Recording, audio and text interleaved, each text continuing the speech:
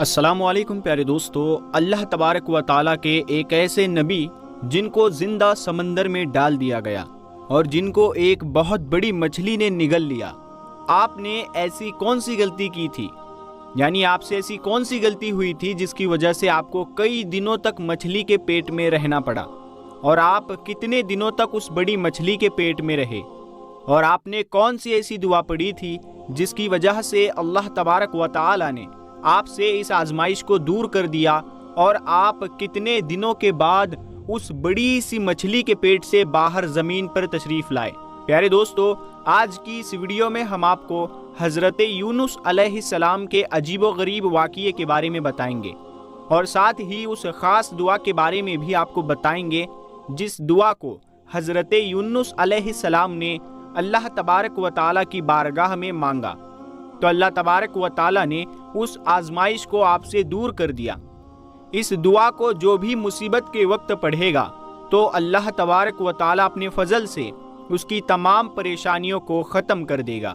پیارے دوستو، حضرت یونس علیہ السلام اللہ تبارک و تعالیٰ کے ایک نبی گزرے ہیں۔ آپ کے والد گرامی کا نام متی تھا اور اللہ تبارک و تعالیٰ نے اپنے نبی حضرت یونس علیہ السلام کو قوم بنی اسرائیل کی طرف بھیجا تھا۔ پیارے دوستو، یاد رہے کہ قوم بنی اسرائیل وہ اکیلی قوم ہے جس کی طرف اللہ تبارک و تعالیٰ نے سب سے زیادہ انبیاء اکرام کو بھیجا۔ اللہ تبارک و تعالیٰ نے حضرت یونس علیہ السلام کو نبوت عطا فرما کے عراق کے مشہور شہر نینوا کی طرف بھیجا تھا۔ اللہ تبارک و تعالیٰ نے جب حضرت یونس علیہ السلام کو نبوت عطا فرمائی اس وقت آپ کی عمر مبارک 28 سال کی تھی۔ چنانچہ اللہ تبارک و تعالیٰ کے حکم کے مطابق حضرت یونس علیہ السلام اہل نینوا کو ایک عرصے تک دعوت حق دیتے رہے، لیکن اہل نینوا نے آپ کی بات پر کوئی کان نہ دھرا، یعنی کوئی دھیان نہیں دیا، اور اسی طرح اپنے گناہوں اور برائیوں کے اندر مبتلا رہے۔ چنانچہ اس کے باوجود بھی حضرت یونس علیہ السلام اپنی قوم کو اللہ کی طرف، اللہ تعالیٰ کی وحدانیت کی طرف بلاتے اور گناہوں سے منع کرتے۔ حضرت یونس علیہ السلام نے کئی سالوں تک اپنی قوم کو دعوت حق کی تبلیغ کی، لیکن وہ قوم اپنے گناہوں سے باز نہ آئی اور اسی طرح اللہ تبارک و تعالیٰ کی نافرمانیوں اور گناہوں کے اندر مبتلا رہی۔ نینوا کے لوگوں کی اس سرکشی نے اور لگاتار اس کی مخالفت یعنی ورودھ نے حضرت یونس علیہ السلام کو اداس کر دیا تھا۔ حضرت یونس علیہ السلام اپنی قوم کی نافرمانیوں کو دیکھ کر ان سے بہت زیادہ ناراض ہوئے اور ان کے لیے اللہ تبارک و تعالیٰ کی بارگاہ میں عذاب الہی کی بد دعا کر کے اس بستی سے روانہ ہو گئے۔ آپ اپنی قوم کے لیے بد دعا کرنے کے بعد اس بستی سے باہر نکلے اور دریائے فرات کے کنارے پہنچ گئے۔ وہاں پر مسافروں سے بھری ہوئی کشتی روانہ ہونے کے لیے تیار کھڑی تھی۔ چنانچہ حضرت یونس علیہ السلام بھی اس کشتی کے اندر سوار ہو گئے۔ کشتی ابھی کچھ ہی دور گئی تھی کہ اللہ تبارک و تعالیٰ کی طرف سے طوفانی ہوائیں چلنے لگی اور ان خوفناک طوفانی ہواؤں کے اندر وہ کشتی ڈگمگانے لگی۔ چنانچہ ان طوفانی ہواؤں کی وجہ سے کشتی کے ڈوبنے کا خطرہ پیدا ہو گیا۔ اس وقت چلانے والوں نے اپنے عقیدے کے مطابق کہا کہ معلوم ہوتا ہے کہ اپنے آقا کا بھاگا ہوا کوئی غلام اس کشتی میں سوار ہو گیا ہے۔ جب تک اس غلام کو اس کشتی سے نکالا نہ جائے گا تب تک اس مصیبت سے نجات حاصل نہ ہوگی۔ چنانچہ کشتی چلانے والے یعنی ملاحوں کی یہ بات سن کر حضرت یونس علیہ السلام کے دل میں یہ خیال آیا کہ میں نے اللہ تبارک و تعالیٰ کی وحی کا انتظار کیے بغیر ہی اپنی قوم کے لیے بد دعا کر کے وہاں سے چلا آیا، اور شاید اللہ تبارک و تعالیٰ کو میرا یہ کام پسند نہیں آیا، اسی لیے یہ آثار یعنی یہ سنکیت دکھ رہے ہیں اور یہ میری آزمائش ہے۔ چنانچہ یہ منظر دیکھ کر حضرت یونس علیہ السلام نے ان ملاحوں سے فرمایا کہ میں ہوں وہ بھاگا ہوا غلام جو اپنے آقا سے بھاگ کر آیا ہے، مجھے کشتی سے پھینک دو تاکہ یہ طوفان رک جائے۔ مگر اس کشتی میں سوار ملاح اور مسافر آپ کو خوب جانتے تھے اور آپ کو نیک انسان سمجھتے تھے۔ وہ لوگ آپ کی شرافت سے خوب متاثر تھے۔ چنانچہ ان لوگوں نے آپ کو کشتی سے پھینکنے سے انکار کر دیا۔ اس کے بعد پھر یہ طے پایا کہ کورہ اندازی کی جائے اور جس کا نام کرہ میں نکلے گا اس کو کشتی سے نکال دیا جائے گا۔ चुनांचे सबकी राय के मुताबिक कूरा अंदाजी की गई। इस कूरा अंदाजी में पहली बार हजरत यूनुस अलैहिस्सलाम का नाम निकल आया। चुनांचे इस तरह हजरत यूनुस अलैहिस्सलाम का नाम देखने के बावजूद भी मल्लाह और मुसाफिरों को यकीन न आया। इसके बाद दूसरी और तीसरी बार भी कूरा अंदाजी की गई। हर बार हजरत यूनुस अलैहिस्सलाम का नाम निकलता।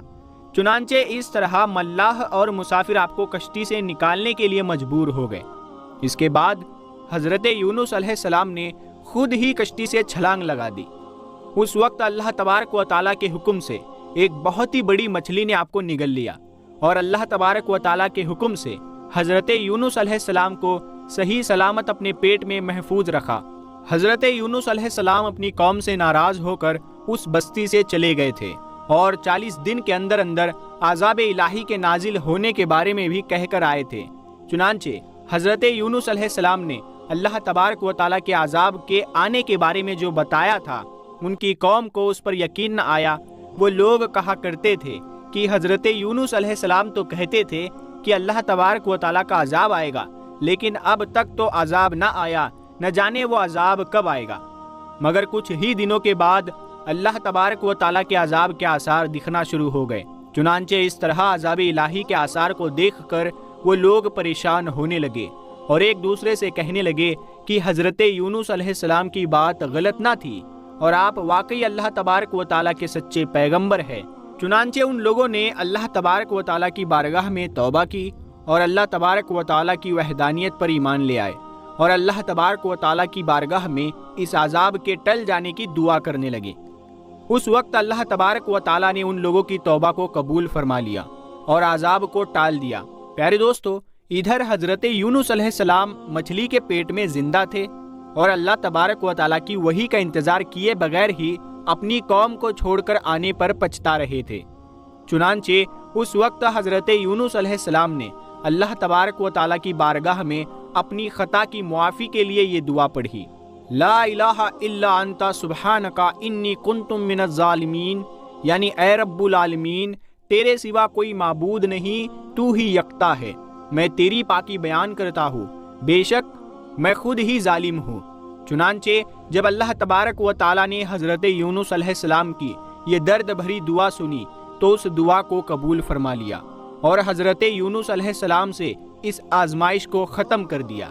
उस वक्त अल्लाह तबारक व तआला ने मछली को हुक्म दिया कि वो हजरत यूनुस अलैहिस्सलाम को सही सलामत दरिया के किनारे पर वापस डाल दे। चुनांचे उस वक्त उस मछली ने अल्लाह तबारक व तआला के हुक्म को मानते हुए हजरत यूनुस अलैहिस्सलाम को साहिल के किनारे पर डाल दिया। इस तरह हजरत यूनुस अलैहिस्सलाम 40 दिन तक मछली के पेट में रहे और 40 दिन के बाद अल्लाह तबारक व तआला ने आपकी इस दुआ को कबूल फरमाया और इस आजमाइश से आपकी निजात बख्शी। जब मछली ने हजरत यूनुस अलैहिस्सलाम को अपने पेट से बाहर निकाला तो हजरत यूनुस अलैहिस्सलाम बहुत ही कमज़ोर हालत में ज़मीन पर पड़े हुए थे। उस वक्त अल्लाह तबारक व तआला ने हजरत यूनुस अलैहिस्सलाम के करीब एक बेल का दरख्त उगाया। उस दरख्त की वजह से हजरत यूनुस अलैहिस्सलाम की हालत बेहतर हुई तो आपने उस दरख्त के साए में एक झोपड़ी बनाई और उस झोपड़ी में रहने लगे। चुनांचे कुछ दिन के बाद उस बेल की जड़ों को कीड़ा लग गया और वो बेल सूखने लगी। ये माजरा देखकर हजरत यूनुस अलैहिस्सलाम को बहुत दुख हुआ क्योंकि हजरत यूनुस अलैहिस्सलाम उस बेल से बहुत मोहब्बत करने लगे थे। उस वक्त अल्लाह तबारक व तआला ने हजरत यूनुस अलैहिस्सलाम की तरफ वही नाजिल फरमाई और हजरत यूनुस अलैहिस्सलाम को मुखातिब करते हुए इरशाद फरमाया, ऐ यूनुस अलैहिस्सलाम, तुम्हें इस बेल के सूखने का बहुत दुख हुआ जो एक मामूली और हकीर चीज है, लेकिन आपने अपनी कौम को छोड़ते हुए ये ना सोचा कि नैनवा में बसने वाले 1 लाख से ज्यादा इंसानों को और उनके अलावा लातादाद हैवानों और जानवरों को हलाक करने में हमें नागवारी ना होती। क्या हम उनके लिए इससे भी ज्यादा मेहरबान ना होते जितना तुम इस बेल के लिए मेहरबान हो? और आप अलैहिस्सलाम वही का इंतजार किए बगैर ही अपनी कौम को बद्दुआ देकर वहां से चले आए। एक नबी की ये शान नहीं है कि वो अपनी कौम के लिए बद्दुआ करके नफरत की वजह से उनसे जुदा होने में जल्दी करे और वही का इंतजार भी ना करे। फिर इसके बाद اللہ تبارک و تعالیٰ نے حضرت یونس علیہ السلام کو یہ حکم دیا کہ وہ دوبارہ نینوا جائے اور وہاں پر رہ کر نینوا کے لوگوں کو دین کی تبلیغ کرے اور ان کو اللہ تبارک و تعالیٰ کا پیغام پہنچائے، تاکہ اللہ تبارک و تعالیٰ کی سارے مخلوق حضرت یونس علیہ السلام سے فائدہ حاصل کر سکے۔ چنانچہ اس وقت حضرت یونس علیہ السلام اللہ تبارک و تعالیٰ کے حکم کے مطابق وادی نینوا میں دوبارہ تشریف لے گئے، اور ان کی قوم نے ان کے واپس آنے پر بہت خوشی کا اظہار کیا، اور پھر وہ لوگ حضرت یونس علیہ السلام سے دین کی تبلیغ حاصل کرنے لگے۔ اس قوم نے دنیا میں بھی کامیابی حاصل کی اور آخرت میں بھی کامیاب ہوئے، اور اس طرح اللہ تبارک و تعالیٰ نے اس قوم کو بخش دیا۔ اللہ تبارک و تعالیٰ سے دعا ہے کہ اللہ تبارک و تعالیٰ ہمیں نیک اعمال کرنے کی توفیق عطا فرمائے اور برے اعمال سے ہمیں نجات عطا فرمائے، اور حضور صلی اللہ تعالیٰ علیہ وسلم کی محبت کے اندر جینا مرنا نصیب فرمائے۔ آمین یا رب العالمین۔ پیارے دوستو، کمنٹ باکس میں آمین ضرور لکھے، کیا پتا کس کا لکھا آمین کب قبول ہو جائے۔ تو پیارے دوستو، آج کی اس ویڈیو میں بس اتنا ہی۔ اگر یہ ویڈیو آپ کو پسند آیا ہے، یہ معلومات آپ کو پسند آئی ہے، تو آپ لوگ اس معلومات کو اپنے دوستوں میں ضرور شیئر کریں۔ اس ویڈیو کے ذریعے اپنے دوستوں میں اس معلومات کو پھیلائیں۔ تو ہم ملتے ہیں پھر ایک اگلی ویڈیو میں، تب تک کے لیے السلام علیکم ورحمۃ اللہ وبرکاتہ۔